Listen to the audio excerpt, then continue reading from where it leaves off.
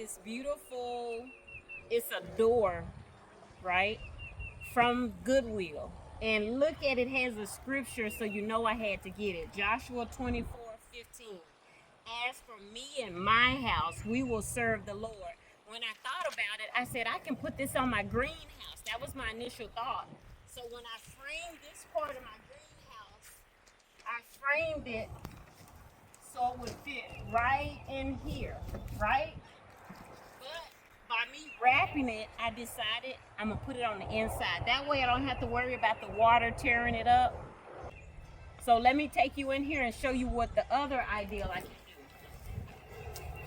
So this is inside my greenhouse. I still have some things to fix and take care of, but I was thinking because I could do my planting right here, I could frame it up right here and look at it the entire time. I'll put some white paper behind it because it's a clear glass. It's actual glass. All right.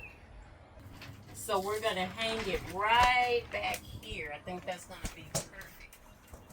So when I'm potting, I can just have it and look up here. I may put something else down there to hold it in place. All right. Thank you, Lord.